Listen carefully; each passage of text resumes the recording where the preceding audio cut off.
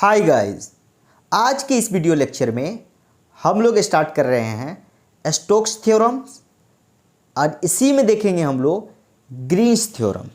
तो गाइस, सबसे पहले हम लोग जो है स्टोक्स थ्योरम को पढ़ेंगे, उसके बाद ग्रीन्स थ्योरम को पढ़ेंगे। तो गाइस, आपके सामने ये पहले से ही स्टेटमेंट लिख के रख दिए हैं, इसलिए कि आपका जो है टाइम बचे। ठीक है, तो चलिए स्टेटमेंट को देखिए क्या कह रहा है।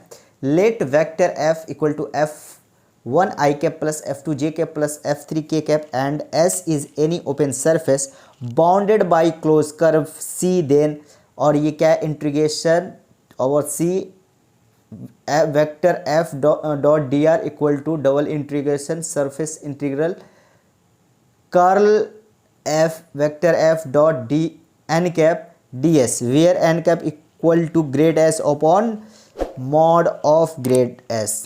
चलिए ये क्या कह रहा है समझते हैं। तो ये कह रहा है आपको, क्या कह रहा है देखिए, ये आपको कह रहा है कि जब स्टोक्स थ्योरम जो है एप्लीकेबल है किसके लिए, ओनली फॉर ओपन सरफेस के लिए। स्टोक्स थ्योरम किसके लिए एप्लीकेबल है, ओनली फॉर ओपन सरफेस के लिए। ठीक है, समझ में आ गया। आपको इसका एग्जाम्पल बताए थे, वो क्या बताए थे, बाउल, डिस्क। 2D में जो है जो भी होगा वो क्या है, ओपन सरफेस है। 3D के लिए क्या है, बाउल और डिस्क। बाउल क्या है, कटोरा है, उसको हम लोग क्या बोलते हैं, बाउल बोल देते हैं। डिस्क ये भी क्या है, ओपन सरफेस। ठीक है, समझ में आ गया। सिंपल हमने एक वेक्टर एफ लिया है और कह रहा है कि S is any open surface bounded by close curve C, then चलिए समझते हैं क्या है ये। एक मैंने सरफेस बनाया, इसका एक कंटूर से बॉन्ड हुआ। ये क्या है, एक कंटूर से बॉन्ड हुआ है, मतलब ये कर्व है जिसमें इसका सरफेस बॉन्ड, सरफेस का क्या है, बॉन्ड किया गया है। ठीक है, तो सरफेस की जो बाउंड्री है ये क्या है, कंटूर है। ये सरफेस का जो बाउंड्री है ये एक कंटूर है। ठीक है, जिसमें क्या है, क्लोज कर्व है। क्या होना चाहिए, क्लोज कर्व होना चाहिए और सरफेस आपका जो है ओपन होना चाहिए। तो ये स्टेटमेंट आपको समझ में आ गया। चलिए, अगर इसी में अगर नोट में अगर आपसे पूछे, इसी में अगर आपसे अगर नोट में पूछे, वेक्टर एफ तो आपके सामने में, वेक्टर एफ क्या है, आपके सामने में। अगर आपको डी आर पूछे, डी आर क्या होगा बताइए, क्या होता था डी आर, जो आर वेक्टर होता था उसी को हम लोग क्या बोल देते थे, डी आर वेक्टर बोल देते थे। तो चलिए सबसे पहले हम लोग देख लेते हैं डी आर वेक्टर क्या है। तो ये है D X I cap plus D Y J cap plus D Z के कैप। ये है डी आर वेक्टर। इसका एक कार्टेशियन वर्जन भी हो सकता है, आप बताओ क्या होगा। तो गाइस, एफ डॉट क्या होगा, डी आर होगा। क्या होगा आपका, एफ डॉट डी आर। तो बताइए एफ डॉट डी आर क्या होगा, कितना होगा बताइए। तो इस तरह से होगा, देखिए, integration over C F1 dx plus F2 dy plus F3 dz equal to, आप लिख सकते हैं F डॉट डी आर को इस तरह से लिख के। अब ये क्या है, डबल इंटीग्रेशन सरफेस इंटीग्रल है S, ठीक है यहाँ पे, और ये curl vector F dot N cap और ये हो जाएगा डी एस। ठीक है, तो ये आपका क्या है, लाइन इंटीग्रल होगा। लाइन इंटीग्रल कहने का मतलब है कि कर्व एलोंग इंटीग्रेशन, कर्व के एलोंग क्या होगा, इंटीग्रेशन होगा। और ये आपका जो है ये सेम ऐसा है सरफेस इंटीग्रल जो है curl F dot N cap D S. इसको कार्टेशियन फॉर्म में ऐसे भी लिख सकते हैं। कैसे लिखिएगा, ये आपका जो है इस तरह से कार्टेशियन फॉर्म में इस तरह से लिख सकते हैं, लेकिन स्टैंडर्ड फॉर्मूला जो है वो क्या है, ये है आपका जो है स्टैंडर्ड फॉर्मूला। इसको आप याद कर लीजिएगा। इसका जो है स्टैंडर्ड फॉर्मूला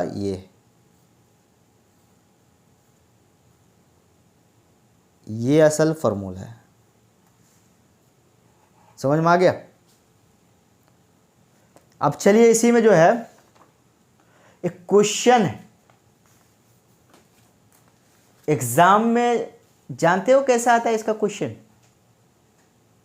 2002 का एक क्वेश्चन है, सुनिए हम आपको पढ़ के बता दे रहे हैं। Stokes theorem connect dash into dash, मतलब line integral into surface integral दिख रहा है। सिंगल को किस में कन्वर्ट किया है, डबल में कन्वर्ट हो रहा है। सिंगल आपका किस में हो रहा है कन्वर्ट, डबल में कन्वर्ट हो रहा है। अब हम इसी में क्या करेंगे, एक क्वेश्चन करेंगे। अच्छा, क्वेश्चन करने से पहले यहीं पर हम आपको ग्रीन्स थ्योरम समझा देते हैं कि इस स्टोक्स थ्योरम से जो है ग्रीन्स थ्योरम कैसे निकल सकता है। ठीक है, तो आप इसको क्या कीजिए, सबसे पहले पॉज कीजिए और आप इसको लिखिए। अब इसमें हम क्या करेंगे, इसी में जो है स्टोक्स थ्योरम में ही क्या करेंगे, हम ग्रीन्स थ्योरम को डिस्कस करेंगे। उसके बाद हम लोग क्वेश्चन करेंगे। तो आप इसको पॉज करके आराम से लिख लीजिए। ठीक है, ग्रीन्स थ्योरम। दूसरा हम लोग क्या पढ़ेंगे, ग्रीन्स थ्योरम। तो चलिए क्या कह रहा है Green's theorem. Green's theorem is nothing but Stokes theorem in 2 dimension. ऐसे समझिए, अगर 2 डायमेंशन में स्टोक्स थ्योरम अप्लाइड की जाए तो वो ग्रीन्स थ्योरम बन जाती है। क्या है, फिर से देखिए, 2 डायमेंशनल में स्टोक्स थ्योरम अप्लाइड की जाए तो वो ग्रीन्स थ्योरम बन जाती है। कैसे बन जाता है, चलिए देखते हैं। Let vector F equal to F1 I cap plus F2 J cap, और 2 डायमेंशन के लिए तो यहाँ पे हम 0 के कैप यहाँ पे लिख देंगे। ठीक है, 2 डायमेंशन कह रहा है ना, अगर 3 रहता तो यहाँ पे के भी कुछ आता है, यहाँ पे ठीक है जेड आ जाता। ये तो 2 डायमेंशन कर रहा है तो हम यहाँ क्या किए हैं, 0 के डैश लिए। ठीक है, के कैप ले लिए। एंड इसी तरह से D R vector equal to ये आपका हो जाएगा D X I cap plus D Y J cap plus, और ये क्या है 0 के कैप, ये हो जाएगा। चलिए देखो, 2 डायमेंशनल, इसको रेडियल वेक्टर, ये आपका क्या हो गया, आ गया। ये आपका हो गया 2 डायमेंशनल रेडियल वेक्टर आ गया। अब हम 2 डायमेंशनल में एफ डॉट डी आर का वैल्यू देखते हैं, वो क्या होगा बताइए। अब इसको एफ डॉट डी आर करेंगे, क्या आएगा बता दीजिए। अगर F dot vector F dot D are कर रहे हैं तो अब दोनों को डॉट प्रोडक्ट कीजिएगा तो ये आपका आ जाएगा F1 D X plus F2 D Y. ठीक है, F को वेक्टर F को और डी आर को डॉट प्रोडक्ट करने के बाद आपका जो आया है वो आपका आ गया है F1 D X plus F2 D Y, ये आ गया। अब इसी स्टोक्स थ्योरम में एक और पता होना चाहिए आपको, स्टोक्स थ्योरम में आपको एक और पता होना चाहिए, वो क्या है, कर्ल एफ। क्या होता है कर्ल एफ बताइए। स्टोक में जो है आपको कर्ल एफ पता होना चाहिए, कर्ल एफ, वेक्टर एफ, ये आपका हो जाएगा डेल, क्या है, तो del into vector F equal to, ये आपका हो जाएगा I cap J cap K cap, ये होगा, ठीक है, इस तरह से होगा। आप इसको del upon del X, del upon del Y, del upon del Z, ये F1, ये हो जाएगा F2, और F3 तो जीरो हो जाएगा क्योंकि 2 डायमेंशनल है, इसलिए ये क्या हो जाएगा जेड, F3 क्या हो जाएगा, वो जीरो हो जाएगा। समझ में आ गया। अब इसको सॉल्व कीजिए, अगर आप इसको सॉल्व कर रहे हैं तो क्या आएगा बताइए। अगर आप इसको सॉल्व कीजिएगा तो ये आपका हो जाएगा, देखिए यहाँ पर से लिखते हैं आई कैप, ये हो जाएगा 0 minus del F2 del Z, ठीक है, माइनस जे कैप, ये हो जाएगा डेल F1 डेल जेड। इसी तरह से आपका प्लस के कैप करेंगे तो ये आपका हो जाएगा del F2 upon del X minus del F1 upon del Y, ठीक है। अब इसका जो है डिटर्मिनेंट अगर आप सॉल्व कर रहे हैं तो इस तरह से आया, ठीक है, ये आपका आ गया कर्ल वेक्टर एफ, ठीक है, ये निकल के आ गया। अब बताइए एक्स वाई प्लेन के लिए नॉर्मल वेक्टर क्या है। एक्स वाई प्लेन में आप नॉर्मल वेक्टर बताइए क्या है। एक्स वाई प्लेन में नॉर्मल वेक्टर क्या है, तो भाई इस तरह से जो आएगा वेक्टर वो क्या है, नॉर्मल वेक्टर है, ठीक है। वो नॉर्मल वेक्टर क्या है, एन कैप है, तो एन कैप इक्वल टू क्या आएगा, के कैप आएगा। क्या आ जाएगा आपका नॉर्मल वेक्टर, क्या आ जाएगा बताइए, वो आपका जो है के कैप आ जाएगा। तो फॉर एक्स वाई प्लेन में एन कैप जो है आपका वो के कैप आ जाएगा। समझ में आ गया। चलिए अब हम curl F dot N cap देखते हैं। क्या देखते हैं, ये curl F dot N cap करके देखते हैं क्या आएगा, curl F vector F dot N cap. अगर आप इसके साथ कीजिएगा, ये तो आ गया आपका कर्ल वेक्टर एफ, और एन कैप के साथ, ये एन कैप के साथ डॉट प्रोडक्ट कर रहे हैं तो देखिए क्या आएगा। तो ये एन की जगह पे आपका क्या है, के है, के कैप है, और यहाँ पे क्या है कर्ल एफ। अब इसको दोनों को डॉट प्रोडक्ट कर रहे हैं तो ये आपका बच के आएगा, वो आएगा डेल F2 डेल एक्स, ठीक है, और minus del F1 del Y, ठीक है। ये समझ में आ गया। आपको एफ डॉट डी आर का वैल्यू क्या बताए थे बताइए, इसी में आपको जो है एफ डॉट डी आर का वैल्यू क्या बताए थे। एफ डॉट डी आर का वैल्यू हम ये बताए थे ना, F1 D X plus F2 D Y, and F1 D X plus F2 D Y. समझ में आ गया। अब देखिए हम आपको बताए थे ना कि ग्रीन्स थ्योरम से ही जो है क्या आ जाएगा, निकलता है क्या है, स्टोक्स थ्योरम से ग्रीन्स थ्योरम आपको निकल के आ जाएगा। तो हम क्या किए, स्टोक्स थ्योरम निकाले, स्टोक्स थ्योरम से ही हम लोग क्या निकाल लिए, ग्रीन्स थ्योरम को निकाल लिए। समझ में आ गया। तो आप जो है इसको अच्छा से नोट कर लीजिए।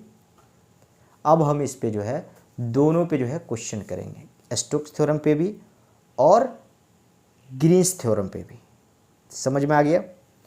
तो चलिए गाइस, ये आपके सामने में क्वेश्चन है, देखिए। The value of integration over C vector F dot D R where vector F equal to Y I cap plus Z J cap plus X K cap and C is the curve traversed in contour clockwise direction bounded by. Surface क्या दिया हुआ है? X equal to cos theta, Y equal to sine theta and Z equal to J 0। ठीक है, और ये आपका जो है देखिए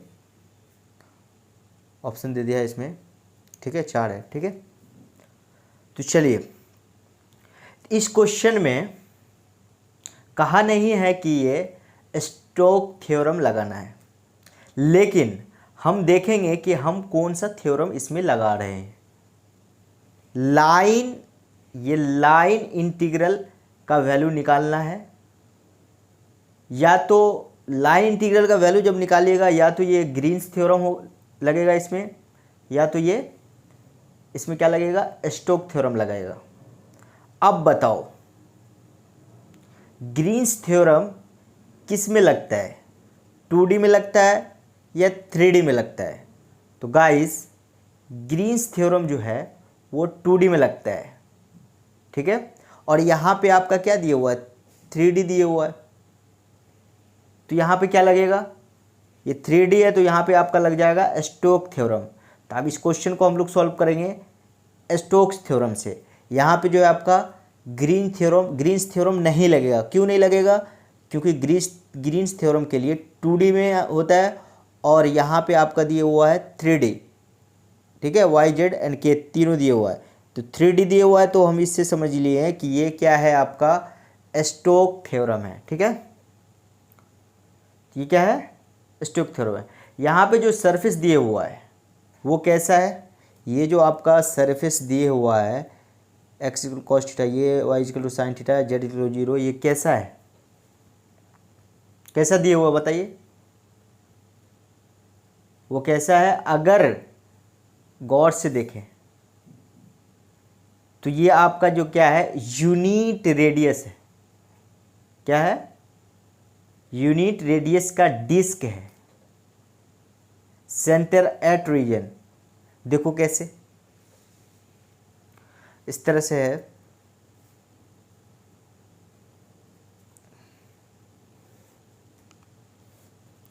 वाई एक्सिस है, ये एक्स एक्सिस, इस तरह से। ठीक है,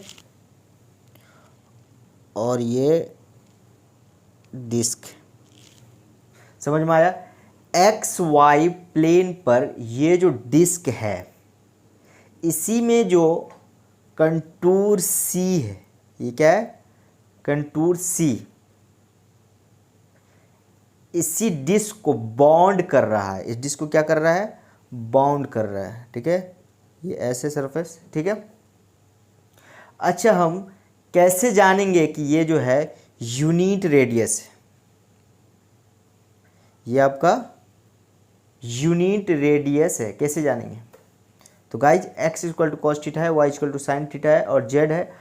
इसको आप क्या करेंगे? सॉल्व करोगे तो ये आपका आ जाएगा एक्स स्क्वायर। इसको अगर आप सॉल्व कर रहे हैं इसको, तो ये आपका आ जाएगा X square plus Y square equal to 1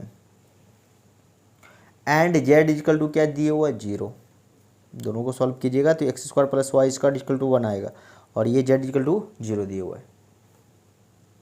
तो ये क्या है? सर्किल है। किस पे? एक्स वाई प्लेन पे। और ये जेड क्या है? ये जो जेड क्या है? ये एक्स वाई प्लेन ही की जो है इक्वेशन है। तो एक्स वाई प्लेन पर आप ये वाला रीजन जो है, ये वाला रीजन आप लगाना है। क्या लगाना है? ये वाला रीजन आपको लेना है। ठीक है, तो अब बताइए, ये वाला रीजन आपको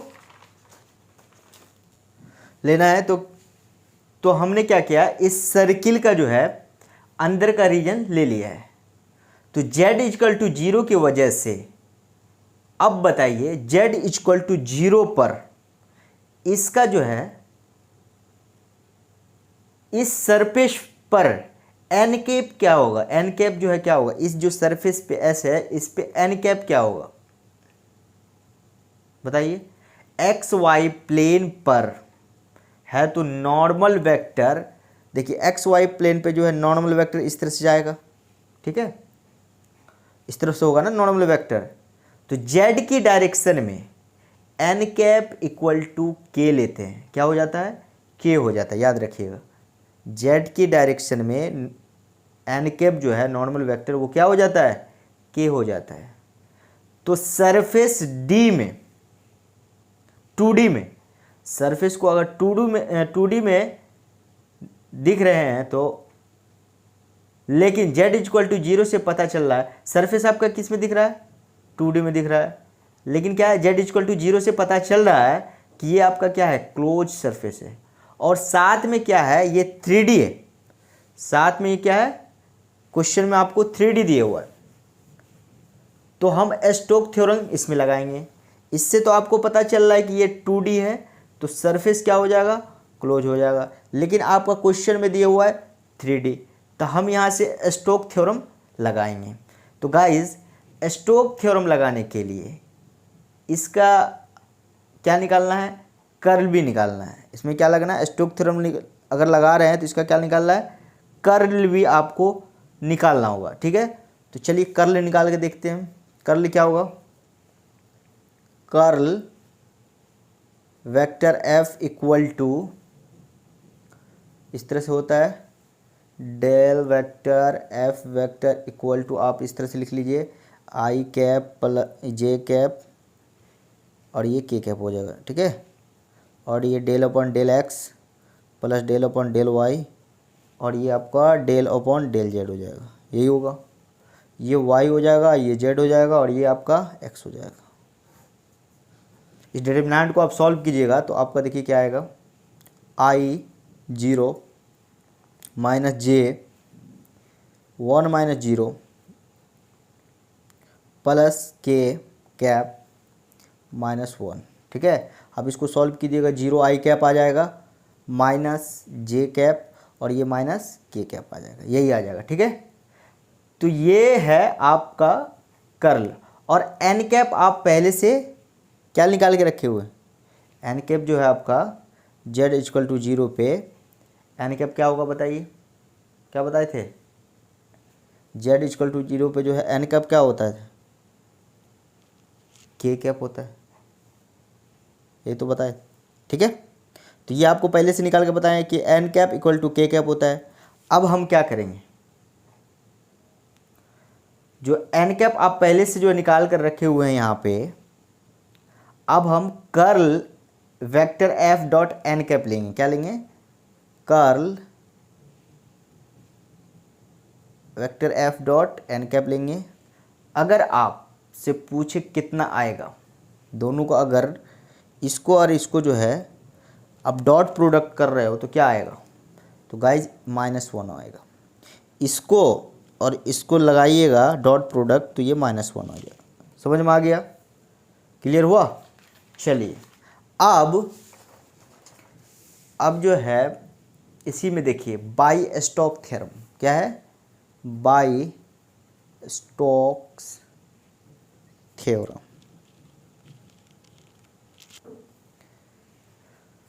क्या है Stokes theorem, integration of C और ये vector f dot D R equal to, standard formula है ना ये स्टोक्स थ्योरम का, S curl f dot N cap, ये है D S equal to S -1 D S. ये -1 कर्ल यहाँ से आ गया, ठीक है, और ये डी एस है, ठीक है। आपकी ये सरफेस किस एक्स वाई प्लेन पर है बताओ, अगर एक्स वाई प्लेन पे है तो इसको लिख देंगे हम इस तरह से, देखिए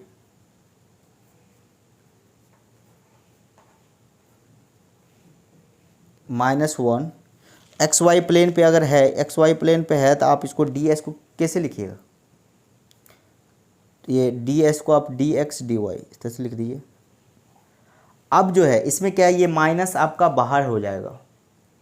अगर आप माइनस बाहर कर रहे हैं तो 1 into D X D Y को क्या होता बताइए, डी आई को क्या लिखते हैं आप, 1 into D X D Y को क्या लिखते हैं, एरिया लिखते हैं। क्या हो जाता है, एरिया हो जाता है। तो किसका एरिया होगा बताइए, ये एरिया किसका होगा, ये हो जाएगा, ये माइनस तो बाहर हो जाएगा, माइनस एरिया ऑफ एस का, ठीक है, सरफेस को हो जाएगा, ठीक है। तो अब बताइए, तो ये जो सर्किल का एरिया क्या होता है, पाई आर स्क्वायर होता है। तो ये माइनस पहले से ही है, ये पाई आर स्क्वायर, ठीक है, और ये माइनस पाई, और आर की जगह पे आपका क्या दिया हुआ देखिए, यहाँ पे जो है आर की जगह पे ये 1, तो यहाँ पर हम 1 का स्क्वायर कर लेंगे, तो यहाँ पे क्या हो जाएगा, माइनस पाई होगा। यही आपका गाइस आंसर हो गया, समझ में आ गया। तो चलिए इस क्वेश्चन को हम लोग जो है सॉल्व कर लिए। अब इसी पे जो है ग्रीन्स थ्योरम पे जो है, ग्रीन्स थ्योरम पे हम लोग एक क्वेश्चन करेंगे। स्टोक्स थ्योरम से समझ में आ गया, अब हम ग्रीन्स थ्योरम पे एक क्वेश्चन सॉल्व करेंगे। आप इसको पॉज करके जो है लिख लीजिए इस तरह से, ठीक है।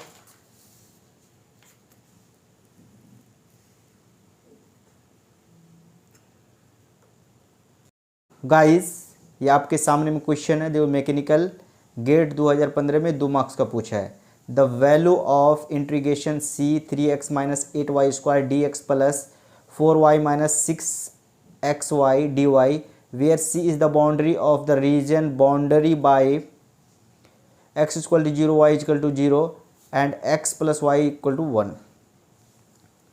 तो आपका जो कंटूर जो है वो इस से बाउंड हुआ है, इन तीनों कर्व से क्या है, बाउंड हुआ है। तो कंटूर कैसा है देखिए, इस तरह से है, x equal to 0 y equal to 0, तो एक्स वाई प्लेन ले लीजिए यहाँ पे, और ये आपका y एक्सिस है और ये x एक्सिस, समझ में आ गया। अब क्या कह रहा है, x equal to 0 y equal to 0 और x plus Y equal to 1, ये आपका क्या है, लाइन है, ठीक है। ये x plus Y equal to 1, तो ये आपका क्या होगा, x इक्वल टू 0 और ये वाला हो जाएगा आपका y इक्वल टू 0, समझ में आ गया। आप जो है आपका जो कंटूर है वो एंटी क्लॉकवाइज चल रहा है, ठीक है, इस तरह से, समझ में आ गया। अगर हम आपसे इसका नाम रखने को बोलेंगे इस कंटूर का, तो अब कैसे रखिएगा इसको, क्या होगा इसका नाम बताइए। ये इसको 0 हो जाएगा और आप इसको A ले लीजिए और ये आपका B हो जाएगा, समझ में आ गया। चलिए तो कंटूर आपका क्या हो जाएगा, वो हो जाएगा आपका 0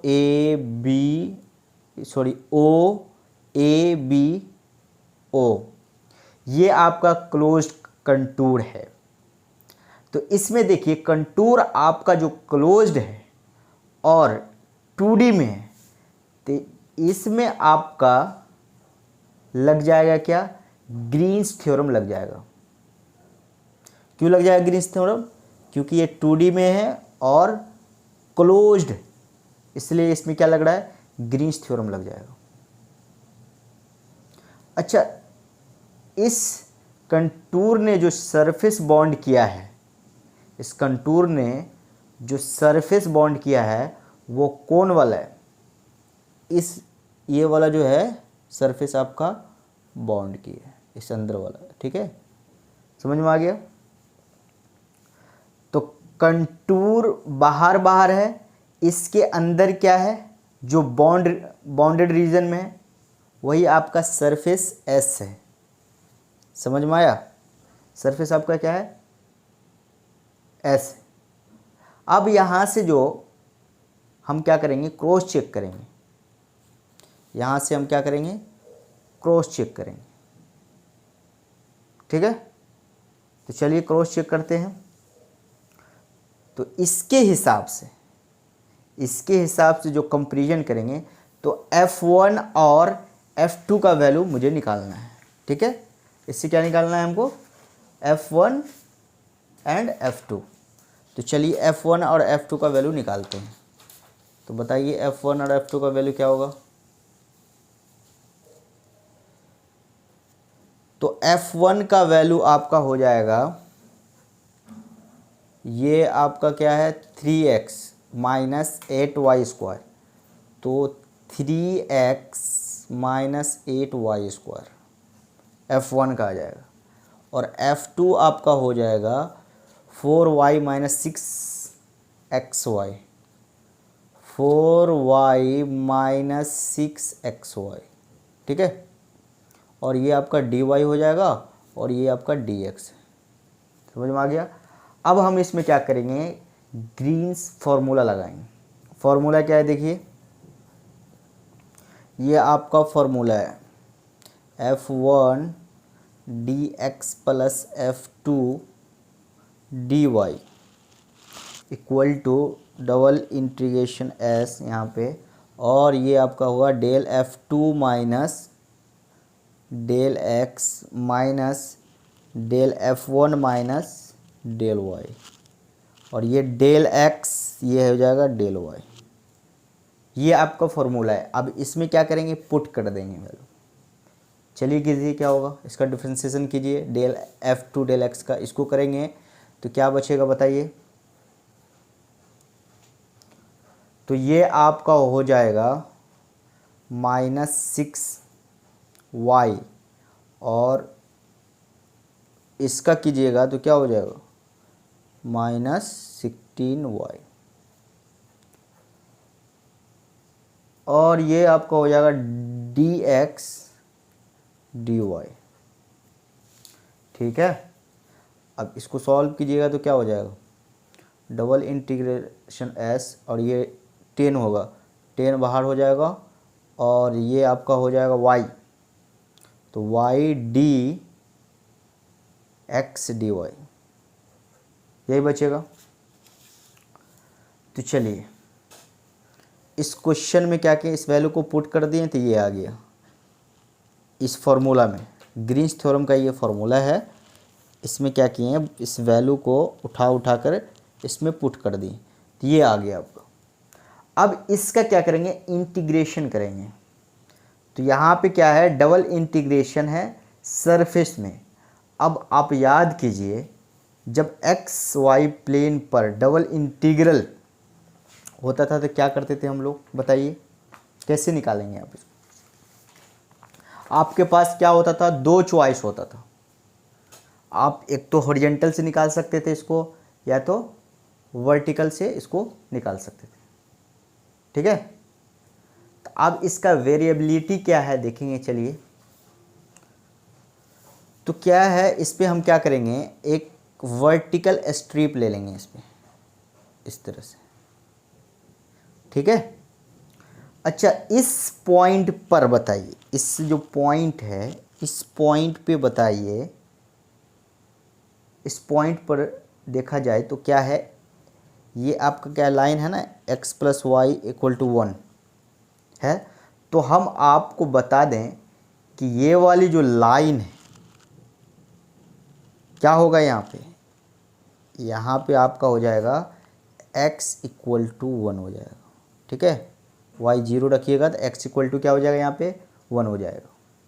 अब बताओ आप, अब इसका जो है इंटीग्रेशन करना है, कैसे करेंगे। तो गाइस, तो ये 10 डबल इंटीग्रेशन। अब x क्या है, आप x आपका x इक्वल टू 0 से 1। ठीक है, y क्या है, y बताइए क्या है, y इक्वल टू 0 टू, और अब क्या है y निकालना है ना, तो x 1 माइनस एक्स हो जाएगा। इसको इधर भेजिएगा तो क्या हो जाएगा, 1 माइनस एक्स हो जाएगा। और यहाँ पे देखिए Y D X D Y, इसके हिसाब से भी ये चेंज हो जाएगा। ठीक है, तो यहाँ पे ये हो जाएगा डी वाई डी एक्स। पहले यहाँ पे क्या है, Y D X D Y था, लेकिन लिमिट चेंज होने की वजह से ये भी चेंज हो जाएगा कौन सा, तो वाई डी एक्स हो जाएगा। ठीक है, ये सब चीज़ हम बहुत अच्छा से आपको बता दिए थे, चेंज ऑफ ऑर्डर वेरिएबल में इसको बहुत अच्छा से हम आपको बता दिए थे। ठीक है, तो चलिए अब इसका इंटीग्रेशन कीजिए अब। तो ये 10, ये x इक्वल टू 0 से 1, ठीक है, और ये क्या है y square upon 2, 0 1 minus x D x. ठीक है, अब इसको इंटीग्रेशन करेंगे तो क्या होगा, तो ये 10, अब इसका वैल्यू आप निकालिए क्या होगा बताइए, x इक्वल टू 0 1 रखिएगा तो 1 minus x square upon 2 D x आएगा। अब इसको अगर आप सॉल्व कर रहे हैं, इसमें पुट कीजिएगा वैल्यू, तो ये आपका आ जाएगा क्या 1.66 आंसर आ जाएगा। अब इसको सॉल्व करके देखिएगा, यही आ जाएगा। ठीक है, तो आई होप कि आप इसको सॉल्व कर लेंगे। ठीक है, ये आपका क्वेश्चन हो गया सॉल्व। तो हमने क्या किया, स्टोक्स पे भी समझे उसको क्या है, ग्रीन्स थ्योरम को भी समझे, उस पर जो है एक एक क्वेश्चन कर लिए और अच्छा से आपको क्लियर हो गया होगा। ठीक है, अब नेक्स्ट वीडियो में हम लोग स्टार्ट करेंगे डिफरेंशियल इक्वेशन। ठीक है, तब तक आप इसको प्रैक्टिस कीजिए, रिवीजन कीजिए, प्रीवियस ईयर गेट का क्वेश्चन लगाइए। वैसे शायद इस स्टोक्स थ्योरम को, ग्रीन्स थ्योरम को शायद सिलेबस से हटा दिया गया, फिर भी देख लीजिए एक बार। ठीक है, चलिए, थैंक यू गाइस।